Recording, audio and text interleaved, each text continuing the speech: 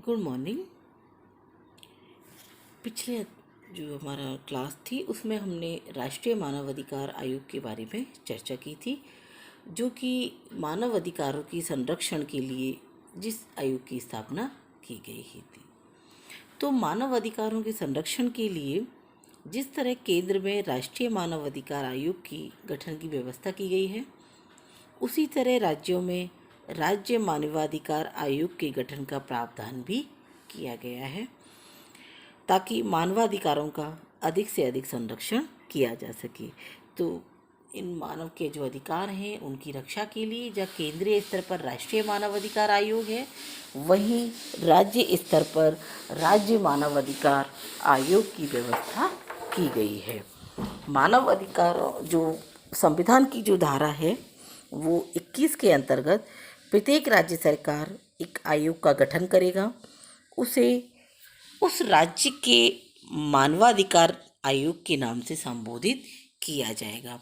जैसे कि यदि हम बात करते हैं राजस्थान की, तो राजस्थान में जो जो भी आयोग बनेगा वो राजस्थान राज्य मानवाधिकार आयोग के नाम से स्थापित किया जाएगा। इसी तरह से यदि हम बिहार की बात करें या उत्तर प्रदेश की बात करें, तो उन राज्यों मानवाधिकार आयोग के साथ उस राज्य का नाम जुड़ जाएगा। तो हर राज्य का अपना एक मानवाधिकार आयोग बनाया जाएगा। यदि हम इसकी संरक्षण की संरचना की बात करें, तो मानव अधिकार संशोधन अधिनियम 2006 में एक सदस्य के साथ 3 सदस्य शामिल होने की बात की गई है। इससे पहले जब मानव अधिकार का जो अधिनियम था 1993 में, उनके अनुसार अध्यक्ष के साथ साथ 4 सदस्यों की बात की गई थी। लेकिन अभी मानव अधिकार जो संशोधन किया गया था अधिनियम 2006, उसमें एक सदस्य अध्यक्ष के साथ 3 सदस्य शामिल होने की बात की गई थी।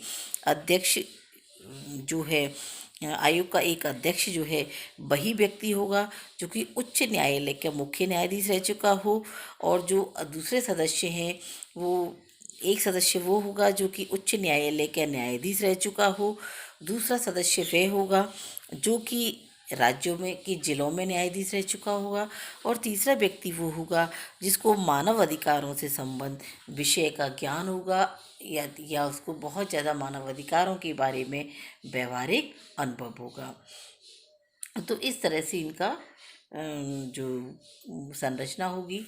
राज्य का राज्यपाल समिति के सिफारिश से, जिसमें मुख्यमंत्री प्रमुख के रूप में, विधानसभा के स्पीकर, गृह राज्य मंत्री, विधानसभा में विपक्ष के नेता आदि शामिल होते हैं। इसकी जो समिति होती है, अध्यक्ष और विधान परिषद के जो विपक्ष के नेता हैं वो भी समिति के अध्यक्ष सदस्य हो सकते हैं यदि राज्य में विधान परिषद हो तो। इसकी जो कार्यकाल की बात करें तो आयोग के अध्यक्ष और सदस्यों का जो कार्यकाल है वो 5 वर्ष का होता है, या वो 70 वर्ष की आयु प्राप्त कर लें। जैसे कि हमने राष्ट्रीय मानवाधिकार आयोग के लिए देखा कि या तो उनका कार्यकाल 5 साल का होता है या 70 साल की उम्र तक, यानी जो भी पहले हो जाए। यदि कोई व्यक्ति पहले 3 साल बाद ही वो 70 साल का हो गया है तो वो सेवानिवृत्त हो जाएगा, या उनके कार्यकाल जो है वो 5 साल पूरे हो गए हैं लेकिन 70 साल से कम है तो वो 5 साल तक अपने कार्यकाल पर रह सकता है। उनके कार्यकाल के पूरा होने के बाद वे केंद्र सरकार या राज्य सरकार के अधीन आगे रोजगार के पात्र नहीं होते हैं। हालांकि अध्यक्ष या सदस्य एक और कार्यकाल के लिए योग्य होते हैं, परंतु वो 70 साल की उम्र तक होते कि 70 साल की उम्र के अंदर अंदर ही वो एक और कार्यकाल तक अपने पद पर रह सकते हैं। मान लीजिए कोई व्यक्ति जो है 60 साल की एज में वो इसका अध्यक्ष बनता है राज्य मानव अधिकार आयोग का, या सदस्य बनता है, और वो 5 साल तक रहता है, यानी 65 साल की एज तक वो अपने पद पर रहता है, तो उसके पास ये अधिकार है कि वो 5 साल तक अपने जो अध्यक्ष या सदस्य के रूप में 5 साल का कार्यकाल और व्यतीत कर सकता है। तो ये तो उनकी कार्यकाल की बात हुई। अब है इनके कार्य, यानी कि क्या कार्य आयोग द्वारा संपादित किए जाते हैं। आयोग जो है वो जो आयोग के समक्ष जो पीड़ित है वो पीड़ित द्वारा उसका जानकारी लेना, या उस याचिका पर पूछताछ करना या किसी भी व्यक्ति का मानव अधिकारों के उल्लंघन की शिकायत करना एवं एक लोक सेवक द्वारा इस तरह के उल्लंघन की रोकथाम में लापरवाही करना, ये मानव अधिकार आयोग का कार्य है। अगला है राज्य सरकार के नियंत्रण में किसी भी जेल या अन्य संस्थाओं का दौरा करना, कैदियों के रहने वाली जगह को रहने लायक बनाने के लिए लोगों को निर्देश देना, संबंधित लोगों को, यानी जेल में रहने वाले जो प्रभारी हैं, जेल प्रभारी हैं या जेल के जो अधिकारी हैं, उनको ये निर्देश देना कि वो कैदियों के रहने लायक व्यवस्था करें। कोर्ट के अनुमोदन के साथ साथ एक न्यायालय के समक्ष मानव अधिकारों के उल्लंघन के किसी भी आरोप से जुड़े किसी भी कार्रवाई में हस्तक्षेप करना, यानी राज्य मानव अधिकार को यह लगता है कि कहीं किसी व्यक्ति के मानव अधिकारों का उल्लंघन किया जा रहा है और उसके खिलाफ उसके संबंध में जो कार्रवाई की जा रही है उसके संबंध में राज्य मानव अधिकार आयोग जो है वो हस्तक्षेप भी कर सकता है।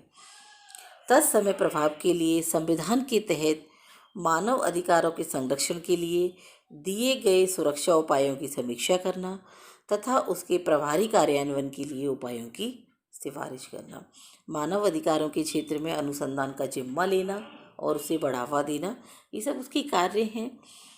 समाज के विभिन्न वर्गों के बीच में मानव अधिकारों की साक्षरता को फैलाना, यानी लोगों को मानव अधिकारों के बारे में जागरूक करना, उनको शिक्षा देना, उनको ये बताना कि तुम्हारे कुछ मानव अधिकार हैं जिनकी की संरक्षण के लिए इस तरह मानव अधिकार आयोग या राष्ट्रीय मानव अधिकार आयोग बना हुआ है। और मानव अधिकारों के क्षेत्र में जितनी भी गैर सरकारी हैं चाहे सरकारी हैं, जितने भी संगठन हैं, संस्थाएं हैं, उन सब के जो प्रयास हैं उनको प्रोत्साहित करना और अन्य कार्यों की, इस तरह के जो दूसरे जो भी मानव अधिकारों से संबंधित कार्य हैं उनको जिम्मेदारी लेना, जिससे मानव अधिकारों की जो अधिकार हैं उनको बढ़ावा दे सके और जो ये इस विचार किया जा सके कि किस तरह से मानव अधिकारों की अधिक से अधिक रक्षा किया जा सके। तो ये सब जो है वो हालांकि राष्ट्रीय मानव अधिकार की जो आयोग के जो कार्य हैं वो बहुत ज़्यादा विस्तृत हैं, लेकिन राज्य जो मानव अधिकार आयोग है वो भी अपने स्थानीय लेवल पर इन सब कार्यों को संपादित करता है। आयोग के पास अपनी जो प्रक्रिया है उसकी नियंत्रित करने के भी अधिकार भी हैं कि जो राज्य मानव अधिकार आयोग है उसके पास सिविल अदालत के सभी अधिकार होते हैं और उसकी कार्रवाई जो होती है उसमें एक न्यायिक प्रतिष्ठा होती है। हालांकि चाहे राष्ट्रीय मानव अधिकार आयोग हो या राज्य मानव अधिकार आयोग हो, ये अपने जो डिसीजंस हैं या इनकी जो कार्रवाइयाँ हैं वो सरकार पर बाध्यकारी नहीं होती है, लेकिन फिर भी एक अपनी इनकी प्रतिष्ठा होती है न्यायिक।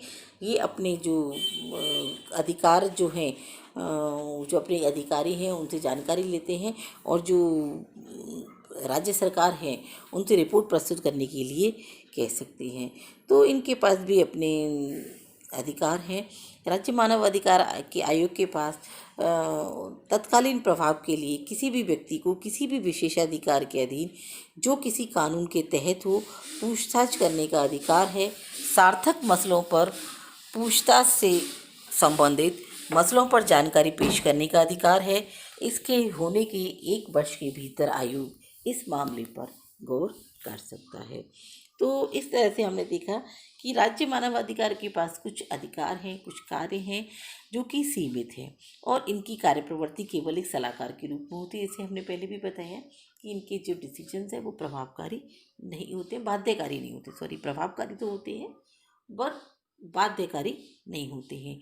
आयोग के पास मानव अधिकारों के उल्लंघन करने वालों को दंडित करने का अधिकार नहीं होता है, यहाँ तक कि पीड़ित को आर्थिक राहत के साथ किसी प्रकार की राहत प्रदान नहीं कर सकता है। यानी आर्थिक सहायता तो ये प्रदान कर सकते हैं लेकिन और किसी भी तरह की ये सहायता प्रदान नहीं कर सकते। राज्य मानव अधिकार आयोग की सिफारिशें राज्य सरकार या अन्य जो सरकारें हैं उन पर किसी तरह से बाध्यकारी नहीं है, लेकिन आयोग को 1 महीने के भीतर उसकी सिफारिश पर की गई कार्यवाही के बारे में सूचित किया जाना आवश्यक है। यानी कि उनको किसी तरह से जो है ये अपनी जो सरकार की जो कार्रवाई है उसको बाध्यकारी तो नहीं है, लेकिन फिर भी उसके ऊपर इनको सिफारिश जो है उसको सरकार को लागू करना 1 महीने के अंदर अंदर उनको सिफारिश देनी होती है। राज्य मानव अधिकार आयोग जो है उसको अपने अधिकारों को बढ़ाने की आवश्यकता है, हम ये निष्कर्ष रूप में कह सकते हैं।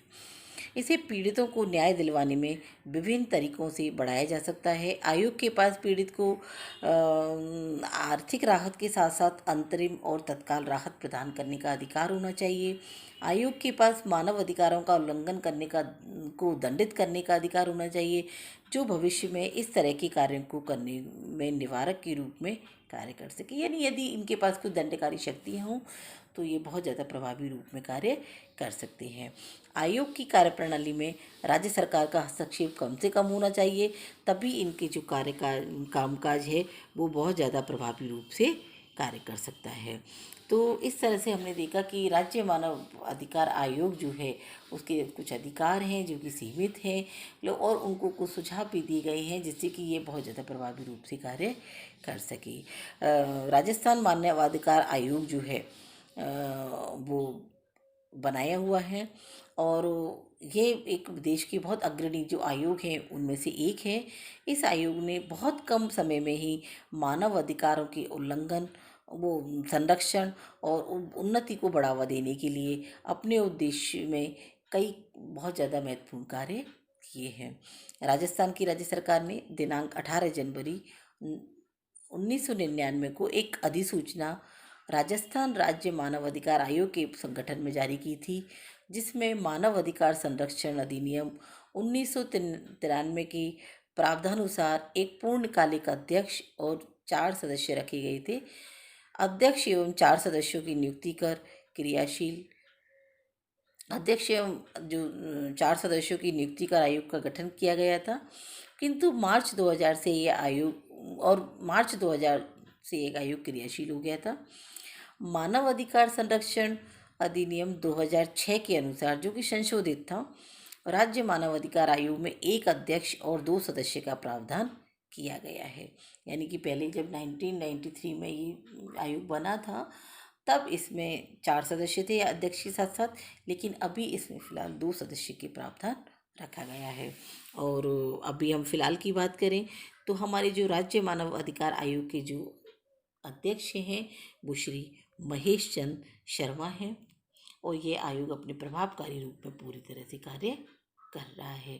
तो इस जिस तरह से केंद्र सरकार में राष्ट्रीय मानवाधिकार आयोग की स्थापना की गई है मानवाधिकारों के संरक्षण के लिए, उसी तरह से राज्यों में राज्य मानवाधिकार की स्थापना की गई है। Thank you.